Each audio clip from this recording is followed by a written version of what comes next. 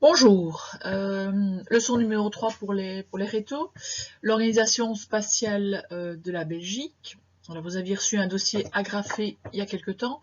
Les cartes de mon PowerPoint sont un tout petit peu différentes de votre dossier, mais vous allez retrouver évidemment les principaux éléments. Alors, première information, première carte, c'est la carte des communes. Carte des communes, vous avez déjà tous été dans votre commune pour aller chercher un papier, carte d'identité, passeport, permis de conduire. La commune octroie aussi d'autres choses, des permis de bâtir, donne des actes de décès, de naissance, etc. Donc c'est une subdivision qui est très proche du citoyen, qui a encore tout son intérêt aujourd'hui, qui est gérée par un bourgmestre. Alors, au niveau des chiffres, on en a 589 aujourd'hui. Le dernier événement en date, c'était 1977, où là, on a eu ce qu'on a appelé la fusion des communes. Donc, pour des questions budgétaires, ils ont regroupé les communes. On est passé de 2300 plus ou moins à 589. Cette subdivision existe depuis 1830, donc c'est une très vieille subdivision administrative. Deuxième carte, deuxième subdivision, les provinces, ça vous connaissez, 10 provinces en Belgique avec chaque fois leur chef-lieu. Dernier événement en date, c'est 1999 avec la scission de la province du Brabant, donc en Brabant flamand et en Brabant wallon. Alors, il faut vraiment faire attention et bien noter que Bruxelles n'appartient à aucune province. Bruxelles est une région à part entière. Ça, je vous ferai toute une leçon sur Bruxelles, c'est très intéressant. Et voilà, c'est aussi une vieille subdivision de 1830. L'origine, elle était liée aux impôts, donc chaque citoyen qui devait payer leurs impôts devait aller payer les impôts à cheval dans la ville la plus proche, et donc le maximum c'était une demi-journée, donc ils ont tracé les frontières provinciales avec ce critère-là. Bon, aujourd'hui, les provinces n'ont plus vraiment d'intérêt, il y a énormément de politiciens qui aimeraient supprimer les provinces, voilà, ce n'est pas encore fait, mais peut-être qu'un jour on aura cette suppression des provinces en Belgique. Troisième carte. Carte hyper importante, carte qui va nous permettre de découvrir les communautés et de découvrir le principe des frontières linguistiques. Alors, ce qu'il faut d'abord noter, c'est que on est en face d'une autre date, c'est-à-dire on est dans les années 80. Dans les années 80, le gouvernement réfléchit à passer d'un État unitaire, c'est-à-dire un État qui gère toute la Belgique, à un État, ce qu'on appelle un État fédéral. Donc c'est le principe de la fédéralisation. Donc la fédéralisation, c'est la création d'entités autonomes. Donc deux sortes d'entités, les régions et les communautés. Donc on va partir du principe de communautarisation, c'est-à-dire la création des communautés, et régionalisation, c'est-à-dire la création des régions. Alors, il faut bien noter que ces deux entités ont une autonomie, ça veut dire qu'elles ont chacune un pouvoir législatif, exécutif, ça veut dire que chacune ont un gouvernement et un parlement. Donc, c'est très très important de savoir ça. Alors, on va d'abord commencer par les communautés sur la carte. On a 3 communautés en Belgique, 3 langues. On a l'allemand, le français, le flamand. En communauté française, au niveau du nombre d'habitants, on a 4,5 millions. En communauté flamande, on a 6,5 millions. Et en communauté germanophone, ils sont bien moins, ils sont 75 000. Alors, ça, ce sont les premières informations. Au niveau de la communauté française, souvent la presse parle de fédération Wallonie-Bruxelles. Alors ça, c'est un terme qui n'existe pas dans la Constitution, donc moi, je ne vais pas vraiment l'utiliser, je parlerai toujours de communauté française. Alors maintenant, vous pouvez prendre des couleurs, on y va. Première communauté, on va commencer par la communauté flamande. Alors, on trace tout ce qui est donc au nord, ici, où c'est la zone où habitent les Flamands. Ça, c'est la communauté flamande. Autre information très importante, vous prenez votre même couleur et vous fluorez en partie Bruxelles-Capitale, parce que Bruxelles-Capitale appartient à la communauté flamande. Ça, c'est super important de noter. Nous allons prendre une deuxième couleur, du vert par exemple. De nouveau, nous allons tracer de façon très grossière la communauté française. Là, ici, je vais vous expliquer après ce qui se passe. Hop, je passe en dessous. Donc ici, de nouveau, plouf, plouf, plouf. Voilà. Donc là, j'ai fait une méga erreur. Donc, on va gommer. Oh. Je recommence. Communauté française. Hop. Youp, youp, youp. Je laisse en dessous. Je prends ici, là, comme ça. Voilà. Donc, on a notre communauté française. Donc, très important. Vous avez ici une commune qui est nommée Moucron, commune. Cette commune appartient à la communauté française. On a une majorité de personnes qui parlent le français sur ce territoire-là. Donc ça, c'est quelque chose à bien noter. J'ai oublié de vous dire, si je reprends mon fluo jaune, de noter que ici, là, on a une commune que l'on appelle Fouron et qui fait partie de la communauté flamande. Dernière information, donc je prends du jaune pour la communauté flamande, du vert pour la communauté française, je reprends du vert et je note au niveau de Bruxelles du vert, parce que Bruxelles est bilingue et donc Bruxelles fait partie de la communauté française et de la communauté flamande. Dernière information par rapport aux communautés, c'est la communauté germanophone qui est ici. La communauté germanophone, donc 75 000 personnes, les gens parlent l'allemand.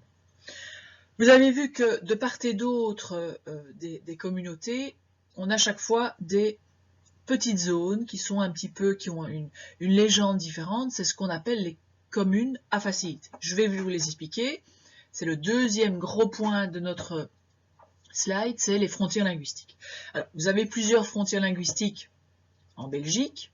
Alors, je vais essayer de tout gommer pour que ça soit plus ou moins clair. Voilà. Première frontière linguistique, la frontière linguistique ouest-est. Alors là, vous avez des communes de part et d'autre de la frontière linguistique. Hop.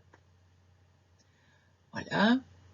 Ça, c'est la première frontière linguistique ouest-est qui va séparer les flamands des francophones. Et donc, on a bien fait attention à mettre ici Moucron dans la communauté française. Donc, Moucron est au sud de cette frontière linguistique et on a bien fait attention à mettre Fouron dans la communauté flamande. Et donc, cette commune est située au nord de la frontière linguistique. Alors, ce sont des communes à facilité. Ça veut dire que, si je prends le cas d'une commune, par exemple, au sud de la frontière linguistique, c'est une commune qui appartient au territoire francophone. Ça veut dire que, en toute logique, on parle le français. Mais dans ces communes-là, vous avez une minorité de flamands. Donc ça veut dire qu'on va leur octroyer des facilités. Ils vont pouvoir avoir des papiers administratifs dans leur langue, donc c'est-à-dire en flamand. Même chose si je suis au nord de cette frontière, si je prends cette commune-ci, je suis en territoire flamand, mais je vais avoir une majorité en général de francophones. Ça veut dire que ces francophones vont pouvoir avoir des papiers administratifs en français. D'accord? Donc voilà, ça c'est par rapport à la première frontière linguistique est-ouest. Deuxième frontière linguistique, du vert, elle est autour de Bruxelles-Capitale. Cette frontière linguistique va séparer Bruxelles-Capitale bilingue. Donc je vous ai déjà dit que Bruxelles-Capitale appartenait à la communauté française et à la communauté flamande. Donc elle devait être dans deux couleurs. Et donc Bruxelles-Capitale, entourée d'une frontière linguistique, elle va aussi être, autre information, en territoire flamand. Ça veut dire qu'elle est enclavée en Flandre et cette frontière linguistique, deuxième frontière linguistique, va séparer Bruxelles bilingue de la Flandre. Vous allez avoir autour de Bruxelles capitale 6 communes à facilité. Alors ça, je vous donnerai des détails, mais donc de manière générale, ces gens habitent le territoire flamand, mais on leur octroie des facilités pour leurs papiers en français. Dernière frontière linguistique, c'est ma frontière linguistique à l'est de notre petit territoire, frontière linguistique. Alors, ici, ça sépare les personnes qui parlent l'allemand des personnes qui parlent le français. Même information, vous avez ici des communes un peu plus en gris, avec des petits points, ce sont des communes à facilité, du côté germanophone. Ça veut dire que ce sont des gens qui habitent côté francophone, mais qui parlent l'allemand. Ils sont représentés et ils peuvent avoir leur papier en allemand. Donc ce sont des facilités accordées aux germanophones habitant ces communes à facilité. Voilà. Donc ça, c'est les principales informations par rapport aux communautés et aux frontières linguistiques. Par rapport à la répartition des habitants, c'est très simple. Il y a beaucoup moins de personnes qui habitent la communauté germanophone, ils sont 75 000. Il y a 4,5 millions d'habitants en communauté française. J'ai oublié de vous dire que la communauté française, on peut l'appeler la Fédération Wallonie-Bruxelles. Beaucoup de politiciens en parlent, la presse aussi. Moi, je préfère d'utiliser le mot communauté française parce que c'est pas encore Fédération Wallonie-Bruxelles n'est pas dans la Constitution, donc gardons les termes de la Constitution. Et au niveau des habitants, on a 6,5 millions au niveau de la communauté flamande. Dernière information de cette carte, ce sont les rôles des communautés. Donc je vous ai dit que c'était basé sur la langue, 3 langues, et donc rôle le plus important des communautés, c'est l'enseignement. Exemple, pour la communauté française, l'enseignement représente 73% du budget de la communauté française. 51 est octroyé pour l'enseignement officiel, donc les Athénées, etc. Et 49 est octroyé pour l'enseignement libre, donc les écoles libres, donc par exemple la Virchude. Donc ça, c'est un premier rôle, une première compétence. Alors, il y a d'autres compétences liées à la culture, donc les théâtres, les bibliothèques, liées à la santé au niveau prévention, et alors aussi l'aide à la jeunesse. Ça, c'est aussi une compétence qui est importante pour les communautés. Dernière carte de cette petite leçon, c'est, de manière générale, les régions. Donc, même information, c'est la régionalisation. On passe d'un État unitaire à un État fédéral. Donc, les régions, 3 régions. Chaque région va avoir son autonomie, parlement, gouvernement, pouvoir législatif, pouvoir exécutif. Les régions vont être plutôt basées sur l'économie. Donc, on s'est rendu compte que l'économie bruxelloise, l'économie de la Flandre et l'économie de la Wallonie étaient quand même différentes. Alors on sait au niveau historique ce qui s'est passé par rapport à l'économie wallonne et par rapport à l'économie flamande. L'économie flamande est bien plus forte aujourd'hui que la Wallonie, mais évidemment ça a été l'inverse il n'y a pas longtemps, dans les années 50-60. Donc ça c'est quand même un élément à prendre en compte quand on parle de la sécurité sociale en Belgique. Alors, les régions, elles ont leurs compétences, donc elles s'occupent de l'économie, de l'emploi, il y a la thématique de l'eau, de l'énergie, du logement qui sont reprises dans leurs compétences. Donc vous avez 3 régions, région de Bruxelles-Capitale, qui est ici, vous avez la région flamande, donc je pense que les couleurs parlent d'elles-mêmes, et alors vous avez la région wallonne. Au niveau de la répartition des habitants, on a au niveau de la région wallonne plus de 6 millions d'habitants. Pardon, ça c'est au niveau de la région flamande, 6 millions d'habitants. Au niveau de la région wallonne, on a plus de 3,5 millions d'habitants. Et alors au niveau de Bruxelles-Capitale, on a plus ou moins 1,2 million de Bruxellois. Voilà. J'espère que cette leçon a été claire. Et donc, même principe. Vous avez des questions, vous réagissez en dessous de la vidéo ou pas, Et voilà. Donc n'oubliez pas de bien prendre note par rapport à tout ce que j'ai dit, d'utiliser des couleurs, etc., etc. Bon travail.